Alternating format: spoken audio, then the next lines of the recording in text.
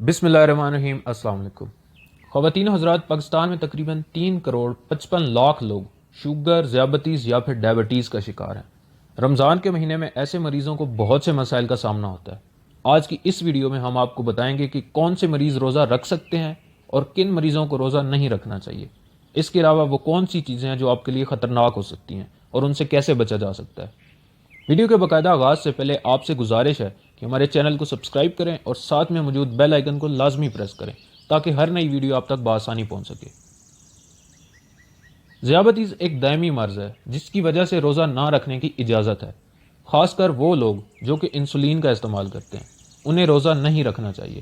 اس سلسلے میں مسلمان علماء اور شعبہ صحت کے افراد متفق ہیں، مگر پھر بھی بہت سے مریضوں کو روزہ رکھنے کی خواہش ہوتی ہے، تو اس میں سب سے پہلے یہ دیکھا جائے گا کہ آپ کی بیماری کی نوعیت کیا ہے۔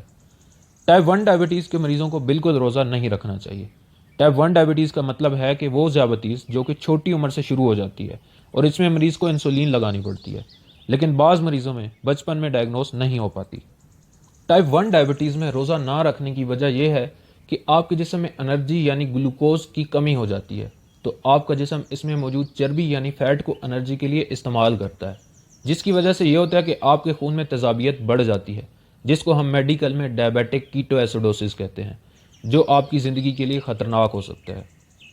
ٹائپ 2 ڈائبٹیز کے مریض اگر اپنی شوگر کو کنٹرول رکھتے ہیں تو روزہ رکھ سکتے ہیں، اور بعض اوقات روزہ رکھنا مفید بھی ثابت ہوتا ہے۔ جن لوگوں کو نہیں پتا کہ ٹائپ 2 ڈائبٹیز کیا ہوتی ہے، ان کے لیے کہ ڈائبٹیز کی وہ قسم جو کہ عموماً 40 سال کی عمر کے بعد شروع ہوتی ہے، یعنی مریض کو بچپن سے شوگر نہیں ہوتی، وہ بالکل ٹھیک ہوتا ہے، اور عموماً ایسے مریضوں کو انسولین کی کم ہی ضرورت پڑتی ہے اور زیادہ تر وہ دوائیاں کھا رہے ہوتے ہیں۔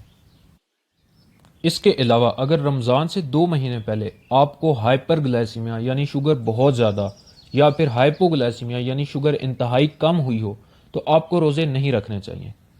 اس کے علاوہ حاملہ خواتین، دل اور خون کی نالیوں کے امراض میں مبتلا افراد، وہ مریض جن کو گردوں کی بیماریاں ہیں، یا پھر وہ لوگ جو کہ جسمانی مشقت کا کام کرتے ہیں، انہیں بھی روزہ نہیں رکھنا چاہیے۔ ٹائپ 2 ڈائبٹیز کے کچھ مریض ایسے بھی ہوتے ہیں جن کو انسولین لینا پڑتی ہے، ان کو بھی چاہیے کہ روزہ نہ رکھیں، اور اگر مریض بضد ہو تو ڈاکٹر لانگ ایکٹنگ انسولین تجویز کرتا ہے جو کہ آہستہ آہستہ خون میں شامل ہوتی ہے تاکہ ایک بیس لائن برقرار رہے، لیکن آپ کا ڈاکٹر کے پاس جانا ضروری ہے تاکہ وہ آپ کو آپ کی صحت اور آپ کے وزن کے حساب سے انسولین کی مقدار تجویز کر سکے۔ روزے کے دوران خون میں شوگر چیک کرنا بہت ضروری ہے، اس سے ہرگز روزہ نہیں ٹوٹتا۔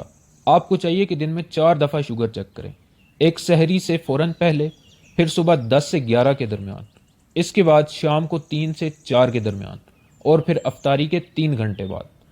اس کے علاوہ روزے کے دوران اگر آپ کی تھوڑی سی بھی طبیعت خراب ہوتی ہے تو آپ کو چاہیے کہ فوراً شوگر چیک کریں۔ اگر سحری کے وقت آپ کی شوگر 70 ملی گرام پر ڈیسی لیٹر یا پھر 3.9 ملی مول پر لیٹر سے کم ہے تو آپ کو روزہ بالکل نہیں رکھنا چاہیے۔ اگر روزے کے دوران آپ کی شوگر 60 ملی گرام پر ڈیسی لیٹر یا پھر 3.3 ملی مول پر لیٹر سے کم ہو گئی ہے تو آپ پھر بھی روزہ توڑ دیں، وگرنہ خطرناک ہو سکتا ہے۔ اس طرح اگر شوگر 290 ملی گرام پر ڈیسی لیٹر یا پھر 16 ملی مول پر لیٹر تک بڑھ جائے تو پھر بھی روزہ توڑ دیں۔ ویسے بھی شوگر بڑھنے سے آپ کو شدید پیاس لگنا شروع ہو جائے گی اور پانی کی شدید کمی ہو جائے گی جو کہ ناقابل برداشت ہوگی۔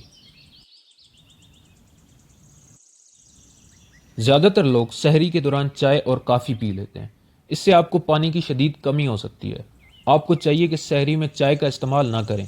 اس کے علاوہ کولڈ ڈرنکس، شربت، دہی بھلے وغیرہ کھانے سے آپ کے خون میں شوگر زیادہ ہو جائے گی اور اس سے آپ کو شدید پیاس لگنا شروع ہو جائے گی۔ آپ کو چاہیے کہ سحری میں ایسے کاربوہائیڈریٹس کا استعمال کریں جن کے اندر فائبرز ہوں، مثلا موٹے آٹے کی روٹی، گہرے رنگ کی ڈبل روٹی یعنی براؤن بریڈ، پھل اور سبزیوں کا استعمال کریں، اور پانی زیادہ سے زیادہ پئیں۔ کوشش کریں کہ سحری آخری وقت پر کریں، ایسا نہ ہو کہ آدھی رات کوئی سحری کر کے بیٹھ جائے، اور ضرورت سے زیادہ نہ کھائیں۔ افطاری کرتے وقت کوشش کریں کہ 2 یا 3 سے زیادہ کھجوریں نہ کھائیں، کیونکہ کھجوروں میں بھی چینی زیادہ ہوتی ہے۔ اس کے علاوہ میٹھی اور چکنائی والی چیزوں سے بھی پرہیز کریں، جیسا کہ پراٹھے، سموسے، پکوڑے، جلیبی اور برفی وغیرہ۔ تیل میں تلی ہوئی چیزوں کے بجائے اوون میں بنائی ہوئی چیزیں کھائیں۔ کوشش کریں کہ افطار کے تھوڑے وقفے کے بعد ہی ڈنر کر لیں اور ڈنر کو زیادہ لیٹ نہ کریں۔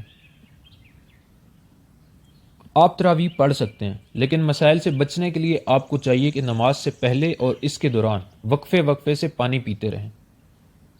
تمام مریضوں کو چاہیے کہ روزے رکھنے سے پہلے ایک دفعہ لازمی اپنے ڈاکٹر سے رجوع کر لیں، کیونکہ اگر آپ دیگر مسائل جیسا کہ بلڈ پریشر، دل اور گردے کے امراض میں مبتلا ہیں تو ڈاکٹر آپ کو اس حساب سے ادویات اور پرہیز تجویز کرے گا۔ شکریہ۔ اس طرح کی مزید معلوماتی ویڈیوز کے لیے دیکھتے رہیے علمی ورلڈ۔